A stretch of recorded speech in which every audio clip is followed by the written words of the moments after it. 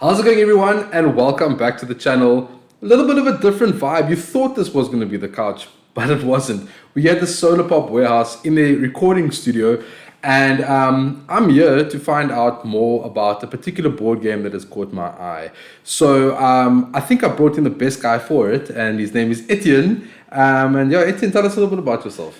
Thanks for having me, Kyle. My name is Etienne Leroux. I am a product manager at SolarPop Distribution. I've been with the company for a few years, and I'm, as I say, #blessed to be in this industry. I've seen board gaming grow over the years, and Catan is one of the games that have just spearheaded the culture and just, getting more people to play board games. So I have everything to thank for this wonderful game behind me right here, and we hope to delve a little bit more into it. Yeah? Yes, so Catan, if you haven't noticed behind us, Catan is definitely what we are here for today. Mm-hmm. And I've seen it at many of the conventions I've gone to. I've seen it at a lot of the game stores that I go to as well. And funnily enough, I was at a coffee store in town, Castile, where they have board game nights, and I saw Catan there as well. So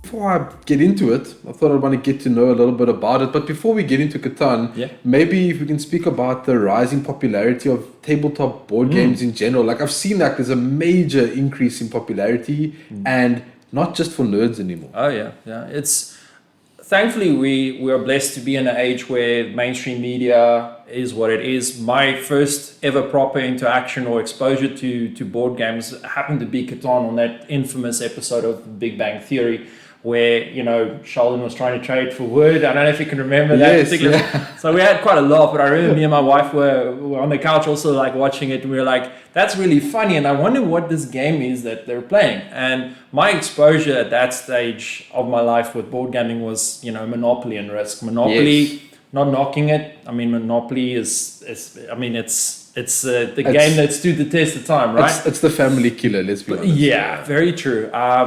But sadly, I didn't know where to go. And then I proceeded to Google, what is this game that's being played in Big Bang Theory, and Catan came up. I'm like, I've never heard of it. And look, back then, I think it was still called Settlers of Catan. Mm-hmm. It's recently, not recently, a few years back, it got rebranded to Catan. And I went to go search for it, and, I found it in a local store. And from there, I just completely hook, line, and sinker. It changed my life, my trajectory, in my career that I was doing at that stage. It just brought me into this hobby and into the business of board gaming. Yeah, I think it's funny, like when I think about the topic of playing board games, like I got a bit of a board game collection myself. Catan is in that collection. I haven't opened it yet, sadly. Oof. But when I speak to friends that are not into any sort of tabletop gaming, outside, I'm a TCG player, as everybody knows, and I play a lot of TCGs. A lot of my friends play TCGs, and when I speak about do you play board games, people think Monopoly. People think even Risk is like sometimes even pushing it a little bit too far, because I think, like I always told people, like if you want to feel like you're ready for the next board game, Risk is maybe like a good step into the strategic space. But it definitely, board games, the term board game is different for everybody. I got exposed to the Game of Thrones board game, and I didn't know what to think about it. It took us like an hour to learn just how to start, and then once we started, like flash forward 6 hours later, and it was amazing. So I understand that there's levels and degrees to board games. Speaking about Catan, on a scale of 1 to 5, 1 being Monopoly and 5 being like Dune, I've seen that's crazy. Like where does Catan lie? So if you go onto a website called Board Game Geek, I highly recommend you to bookmark that site, because it's got all the best, coolest information about the hobby on it. I think Catan sits at about 2.7 out of 5 complexity. So I would say it's right in the middle of the road. Look, Catan can maybe be a lot to take in the beginning when you're especially setting it up, because remember, Catan is a game that's incredibly modular. You build your own map. I mean, there's tons of online apps that you could use to generate maps. So every game is fresh, depending on where the placement goes for your numbers and your resource spaces.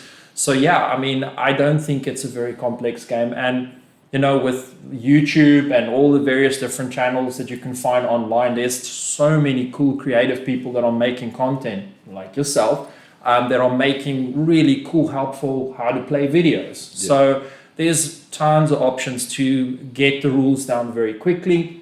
And I would probably say the best way to get in on getting past the rules is just to get a friend that knows the game. And trust me, there's a lot of people that know Catan, because a lot of people like myself started with Catan as the big new board game that they brought into their collections.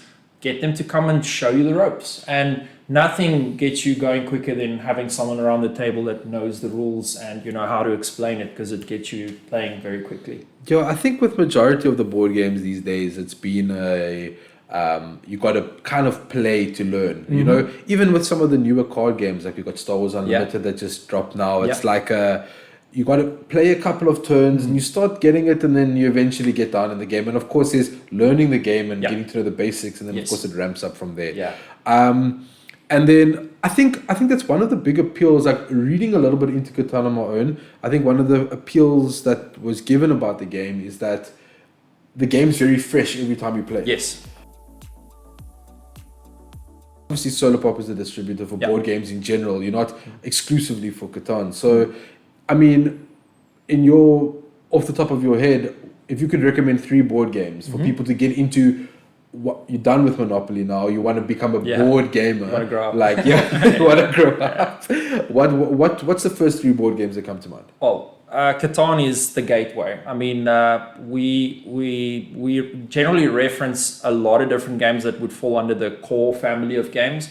But I mean, in just my personal preference, I would put forward Catan, definitely. Another good game that I can highly recommend would be Ticket to Ride, specifically the European version. Both the US and Europe versions are great, but I personally love Europe. And then another one, but that's a little bit more complex, would probably be Carcassonne, which is another really, really good game. So all of those is just like sort of the steps I followed. You know, I can sneak in a couple more newer modern games. Like for me, I've a huge soft spot for Space Base, which is probably one of the coolest gateway games that I own in my collection. And you can't always neglect the little small box games too. You know, there's a lot of games that come in very small packages, but they pack a punch. I mean, recently we were playing a lot of a game called Trio, which is a little card game, you'll see, we're going to be bringing it in the future. And it's just like, there's a lot of great games. But I mean, I think I would probably end up going with Catan, Ticket to Ride, and Carcassonne being my favorites. And is that a category in board games? Is this like gateway board gaming? Yeah. Is that a category? Like, is it I would. known? Like, you never want to introduce someone for their first time to a board game, and then let's say you break out your Twilight Imperium, which, by the way, talking about 6-hour games, I've had longer sessions of Twilight Imperium. But yeah, you don't want to start people off with a really complex game. You want to get them easy and comfortable and just, you know, kind of ease them into the process, because unfortunately, once you put a rule book down and people need to start looking at rules and references, you kind of start losing them. So you got to have a game that's very quick and easy to explain. And luckily, from our side, I mean, I've been lucky enough to experience hundreds of different board games. And I mean, I love so many different games. I just wish I had more time to play them. But yeah, I mean, I definitely would say, again, to reference Board Game Geek, is to, if you're interested in a game, go onto the website, just a quick search, and you'll see there's a little number, you can't miss it, that will tell you what's the complexity of the game. So generally, if you pick a game between, let's say, 1 and 3 complexity out of 5, it should be easy enough for you to understand, you know? But yeah, again, YouTube, those sort of things to get the rules down quicker, it will help you. We're definitely living in an age where picking up something new is a lot easier. I mean, you've got tutorials galore all over the internet. If you are going to local game stores, I've seen this game everywhere. Like, it's the reason why, I don't know why I haven't got into the game sooner. I think it's, if I'm speaking, and luckily, like in this conversation, it will be from a new perspective, because I literally, like, and not to fool anybody watching, I've literally never played this game, ever. I've owned a copy for about a year, but I've never played it. And personally, I feel daunted to crack it open and learn how to play this game. And I think you hit the nail on the head earlier when you said that the key is to get somebody who knows how to play already. Yeah. Because I feel like cracking a game open like this, you know what it is? I think it's just the size. The size of the box on its own is daunting because it's not the size of Monopoly. No. And it's heavy. And I just think that if you look at all the little intricate pieces and the setup and everything that goes into it, it's scary as a new player. So, I mean, I guess with Catan, like I know with Unplug Yourself as well, there's lots of like exhibitions and stuff for games. Is this something that gets like, are there like demo days for games like this? I know I've seen them at all the conventions. Yeah, so at all the ComicCons Cape Town and ComicCon Africa, we've had a dedicated space for Catan. We love teaching players Catan because people come in and it's their first experience, and we sometimes get a lot of requests for it because people come in and say, okay, we're new, they're a little skittish, and then we say, hey, come sit down. And we're very thankful to have great game guides, people that can just, very easily and quickly and effectively explain to you how the game works. And I'm a very big advocate of you learn through playing. I mean, you don't want someone sitting around a table for the next 35 minutes reading out, how the game works, because you're going to fall asleep, right? So rather dive in and always make your first experience a learning experience. So it doesn't matter if you win or lose. You're playing this game for the first time just to get your sea legs, and then once you're comfortable, off you go. But yeah, to get back to your question, there's a lot of conventions, Comic-Con being the main ones, but there are smaller events. There's some very exciting events also that we're planning to roll out throughout this year. So more information on that will probably be shared soon. But I think most hobby stores, shout out to Difficult Games, where they've got a dedicated Catan event that runs very frequently, and it's a very well attended event also. And I mean, if you're ever interested and you're based in Cape Town, I would say by all means go check out Difficult Games for that, because it's a really fun event that's focused on Catan. And and then you'll get people that will teach you. You can also go onto various social media groups. There's a lot of WhatsApp groups where players will be introduced to games for the first time coming to the hobby, and you can just ask, hey, would someone be able to host or invite people over, or you meet up at a, like you say, Castile, to just have a social event. For instance, I was last night at Woodstock Brewery, where there is a regular meetup for board gamers. Yes, I've seen that. And it's brilliant fun. And Catan gets brought out many times because new people walk in, see the game, and you let them sit down and you show them the ropes. I think, that's definitely a get your hands on it and learn to play the game. The one thing that really caught, so I just want to talk to you about conventions. The funniest thing when you talk about Sheldon wanting to trade for wood. At ComicCon Africa last year, that was the most interesting interactive way to get people to want to play. There was the badges, the naughty badges that you had to go trade for resources, right? And I literally, in the middle of a convention with thousands of people around me shouting, has anybody got wood? Has anybody got wood? Like, it's a lot, and ironically, it's the last badge I needed. And so that was like, I couldn't believe, like, just with something so simple to pull people in. That was a brilliant idea. But the other thing that caught me at a convention was the fact that I think it was a nationals being played, and there was like, it felt tense, it looked intense. So there's scales to this game, and there's a competitive side to this very much so. I mean, we were super pumped to be able to send Brett across. So just so you know, I think Brett was one of the first players to actually crack the top 10 for South Africa and in the world. We're talking about, Singapore as an example, I think had more than 200 people attend, like sort of their big final, in order to send people to Malta to go play in the Catan World Championship. So I'm super proud to say that Brett did really well and made top 10. It was fantastic to see a South African play so well and so strategic. And I mean, watching that man play Catan is like, it's watching someone conduct a symphony. It was insane to see him play at top level. And I was, sitting at the judge table when they were playing the finals here in Cape Town.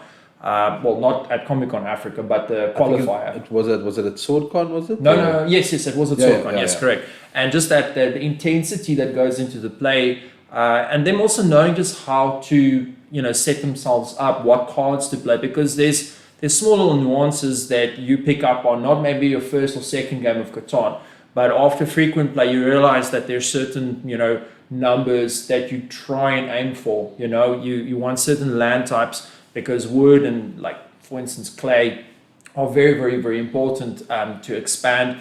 And I mean, it's just wheeling and dealing. There's so many elements to it. And unlike Monopoly, where you know the board is there and there's set streets and houses that you gun for, every game of Catan is different depending on the setup.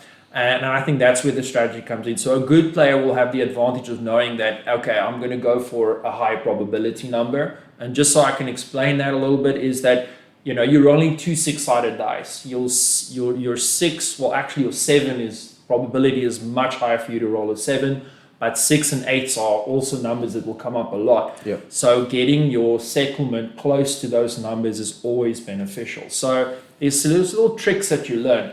One of my favorite cards in Catan, but it will also probably result in someone flipping the table, is the Monopoly card that you play. Wow. So yeah, so if you play that card right, well, I've got bad news for you. You're going to lose all your resources. So yeah, so there's little sneaky ways that you can strategize, but it's just a brilliant game. And look, it comes down to dice also. You know, you're going to roll dice. Sometimes other games where the numbers the high probability numbers just don't come up, but yet like 9s are rolling. I had one freaky game where 5s were coming up constantly.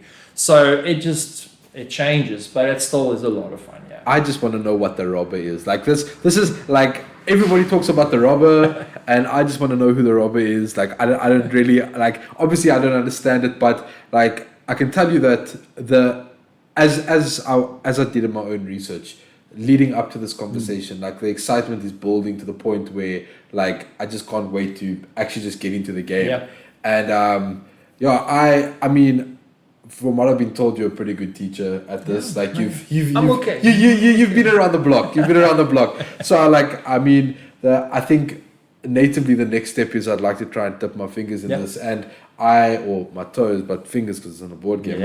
I mean, like it's, if you would be up for it, I definitely want to try and set up like a tutorial and learn how to play this game. Anytime, man, anytime. And then you can focus in right here. So what I'm going to do is I'm going to put up on my socials to invite one of you guys watching here to come and play with us. Yeah. So I believe, if I'm not mistaken, there's 3, right? You need at least 3 people to play Catan? So the base game of Catan caters up to 4 players. And then you can always expand, like behind me here, you, for instance, have the smaller box is the 5-6 add-on. So you can go big. I mean, you can build a big, up to 6-player map, but that does add like more area to control, and it makes it more complex. Yeah, I wouldn't say more complex. It makes the game just play a little bit longer. I think that's a really cool aspect. Like we didn't even touch on that,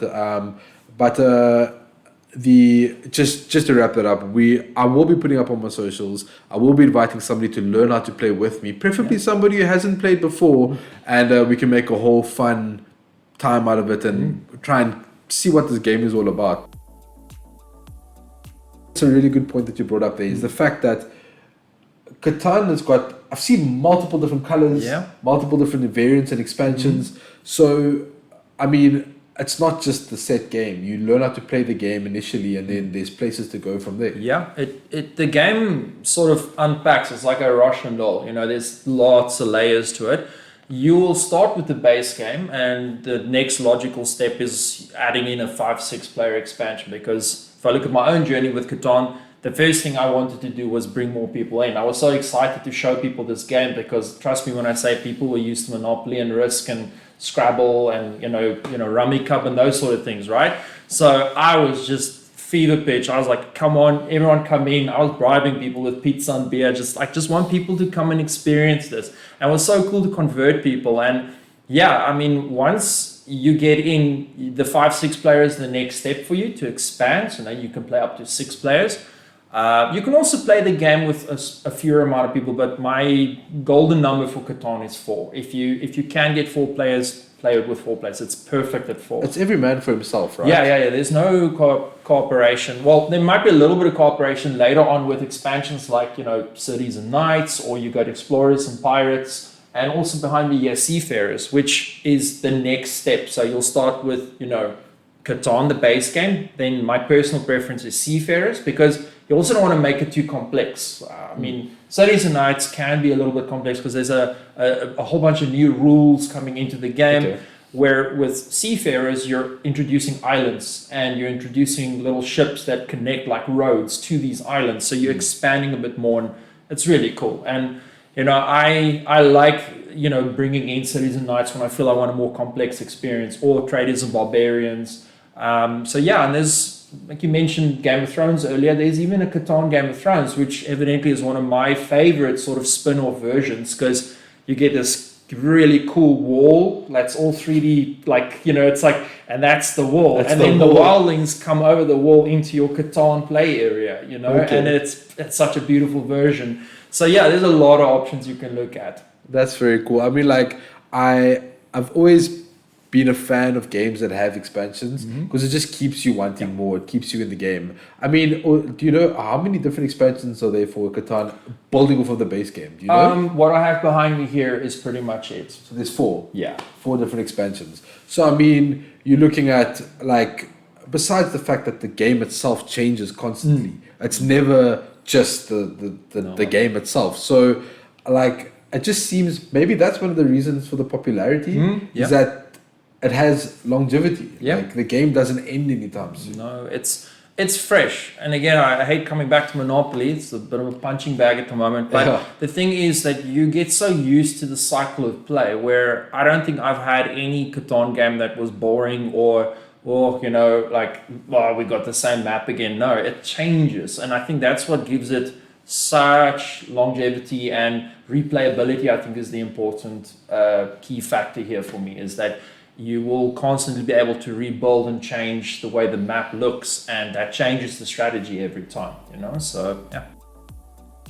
I know where I'm going to learn to play, and you've given a shout out to Durbanville Games in Cape Town, but are there any other stores that you can recommend people to go try and check out the game? I think wherever you are based in the country, I always say support your FLGS. Hundreds. I think my local store, if I have to see how far the crow flies kind of thing, would be Sword and Board. Actually, no, I'm talking complete rubbish now. It's actually Fanaticus, if I think about it. But Fanaticus is based in Para North. Yes. I think they've got game days on Tuesdays and on Saturdays, and the rest of the time they're open for trade and business. So yeah, there's a lot of options in Cape Town. I mean, the list goes on and on, but I always say, look at what's closest to you and try and support that retailer or store. But I mean, there's a lot of shops that have game days where I'm sure Catan is a feature. And I know for a fact that there is plans through Unplug Yourself to run more Catan leagues this year, eventually culminating in regionals that will be followed up with the nationals. So there's a lot of exciting stuff being planned, for 2024. I think that was one of the key things. Was I spoke to one of the Unplug Yourself reps, and this is the kind of game that I can see that can get very competitive. Once you got the basics down, this is not like this. This seems like it can be competitive, and it's awesome to know that there's an organized play track that you can take if you want to take that competitiveness outside of your lounge. Like, you can go to a store, compete in a league, and like level up to get to the point where you're getting to a nationals and maybe even go to worlds. It's one of those things that, for me, as personally, it entices me as a competitive player of games, right?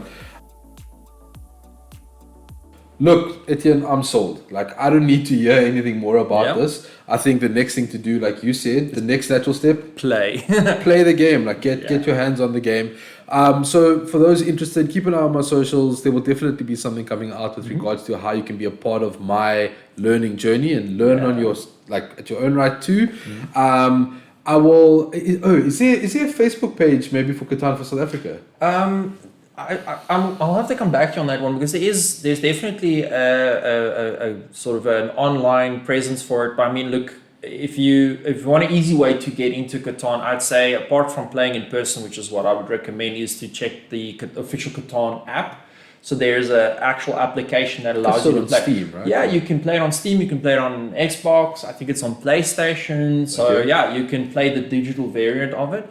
And it's a lot of fun. And in fact, there's quite a few board games that are going that route now. I think the pandemic sort of created that space because you couldn't sit around a table. And I think I saw Ticket to Ride. Yeah, Ticket to Ride is there. There's a lot of cool board games that you can play digitally. And there's also Board Game Arena, which is another option that you can explore. There's Tabletop Simulator, Yeah. which is really cool too. So there's so many ways that you can connect to play now. Yeah, the reason why I asked about the Facebook page is generally when I get into a new system, Yeah. I find a Facebook page, Unplug Yourself is generally involved somewhere, and then that gives me an indication on where I can go play. So Unplug Yourself is a good call. I think you just keep your eye on Unplug Yourself, because on the social media feeds, you will just find all the information we broadcast frequently. So I think that is probably the better option. I mean, even though Unplug Yourself is on Facebook and Instagram and everything else, I'd say just subscribing to Unplug Yourself will sort of drip feed you all the information you need to know about events happening. The website also has store information, for instance, around whether whether an event calendar too. So I think there's the best. Your first port of calls would just be to go check out Unplug Yourself. And while you go to the store locator, go check out my articles on Unplug Yourself as well while you're there. Yeah. So look, I'm super stoked to get this done. Thank you so much for having the chat with me. I cannot wait to get my hands on the game and just start playing. And for you guys that have watched, thank you so much for watching. Appreciate the support as always. Check out my socials in the description below. Facebook.com/Kahuna Koala, Instagram @Kahuna Koala, Patreon.com/Kahuna Koala, where you can win a quarterly prize for up to 3,600 Rand, sponsored by SolarPop themselves. And you can check me out on Twitch, twitch.tv/Kahuna Koala. I'm live most Tuesdays, ISCOM dependent.